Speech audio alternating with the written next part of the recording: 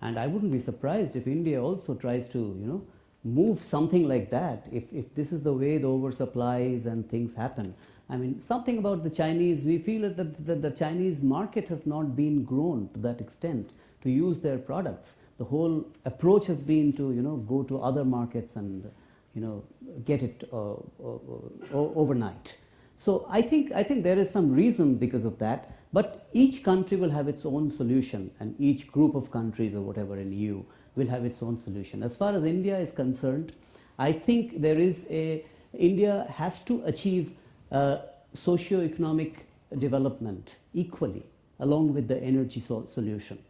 So therefore there's a great need that manufacture, labor utilization, growing them is the part of the requirement. It's not only trade and the business houses and the industries doing well, it's much more than that, and therefore there will be some amount of efforts in trying to have local skills and local capacities develop.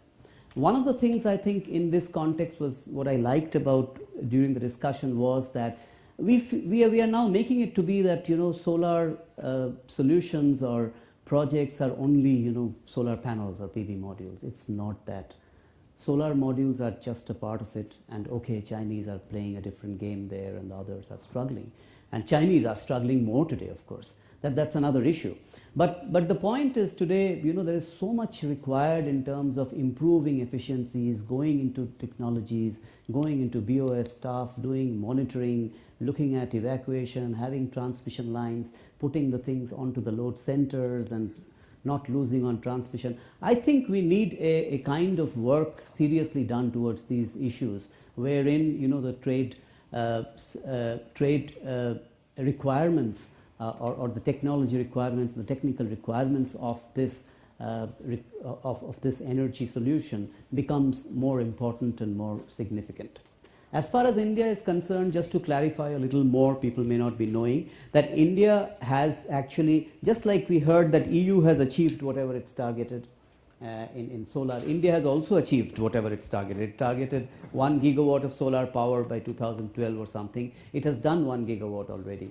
And the solar mission says that it will do about 6 to 10,000 megawatts, 6 to 10 gigawatts by 2017. It will probably achieve it, and 20 gigawatts by 22. And what we saw right now, about 100 gigawatts, you say, by 2020 or 22 in Asian region out of the 350. India is planning 20, which is a good kind of approach, and it may happen. And this will happen in various ways. There will be some amount of protectionism for obvious reasons in India.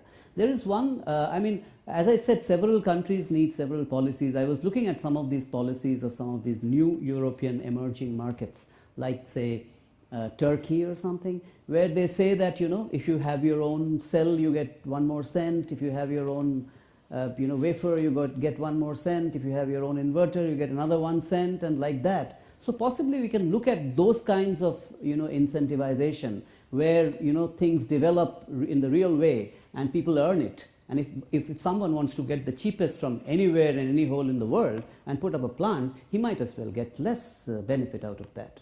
So I think that is important. Then let's talk a bit about incentivizing, and let's talk about innovation. Several of you have brought it up. I'd like to start out with the question, can you innovate your way out of the dilemma? You said the industry isn't making money, there's cutthroat competition, that's the root of the trade dispute. So where is the place to push that innovation, and how to do it, Giovanni de Santi? But as we said before, I think that the innovation is, I can repeat what we said before, is everywhere. Because innovation, again, Europe is still leading this kind of R&D in many sectors, and we need to keep it. We need to invest even more. But innovation is throughout the whole chain. We go from modules, as we said before, and there again we can contribute in innovative solution with this plastic or organic materials or even nanostructure. But for all the rest, it's important to make innovation. So again, all what is behind and beyond the module itself. So as I said, this is the balancing system, the engineering, also the adaptation of PV modules and panels to the buildings, to the connection again of this system to the electricity network. So as we said before, the so-called smart grids and innovative energy system, the net metering system, which again will possibly allow the consumer, the user, to use a more profitable, intelligent way the generation of PV electricity. So I think innovation is in many fronts, and I think that the fact that we are trying to do this kind of trading, global trading, in my view is also a very clear message to the investors that for the European Commission, in general for Europe, the more we go for global solution, the more the political context will be stable. So for us, it's no return solution, no return decision for this renewable energy, especially after Germany decision and Japan. It's clear that renewables, and of course solar is part of renewables, will be an important part of the final energy mixture. And so we need to innovate, we need to work together in a way that we lower the cost, we improve the efficiency, and also we improve also the final acceptability of this energy, which is as pro and cons to the normal daily life of our citizens. Because in the end, they will determine the success of this technology. So we need to look at all the aspects of this new, let's say, increasing share of renewable energy into the energy mix. But this is no return decision. We will go and we will insist to find the best way to make our industry more and more competitive in a world, however, solution, which can never be only European solution. Winfried Hoffmann, if I look at the system as a whole, as you discussed it in your initial remarks, is there not a lot of potential for the European industry to enhance its comparative advantage by moving up the value chain, by concentrating on the services sector surrounding PV, for example? So you mean going downstream? Well, as you go more downstream and more to the local markets, for sure, yes, that is always where you have then the local advantage. Just an example, if we go for the inverters, well, if it was only to change the direct current from a module to the alternating current, that is a device which has no further additional value. However, if you integrate system service to that system, if you add battery storage in order to increase self-consumption, and that with all the local necessities within the electricity grid system, that enables in this part very much the industry, the local industry, to do much more for that local application. If you further go down, but then you are no longer just in the PV business, where you have to work together, as we will discuss tomorrow, very intensively as we grow from today's 3-4% of electricity from the annual production in Germany towards 10%, towards 15%, and even higher.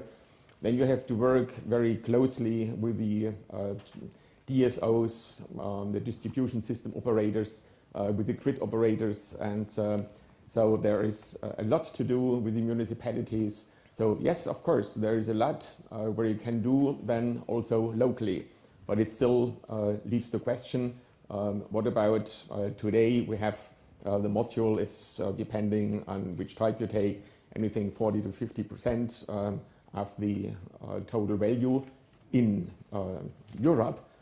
That, by the way, is an important point. I very much liked the statement by our US colleague in the first panel, where he mentioned that there is more or less the same hardware cost for modules inverters, but the total system is twice as costly as it is what we have here. So there is a lot of room for improvement without discussing whether a module may be 10 or 20% higher in price. If you take into account the 100%, which obviously are existent in important economies. So I would regard US as an important economy. So I would say there are many things to be done and to be improved, I was also interested to understand better the numbers which we heard from our Japanese colleague. So if we, was that the 49 cents and 51, was that also 20 years or only 10 years you give? Yeah? 10 years. So therefore you can't compare directly the 49 or 51 cents with the 18 cents which we pay here, for example, in Germany to the small systems, because we do give that for 20 years. So you have to make the calculation.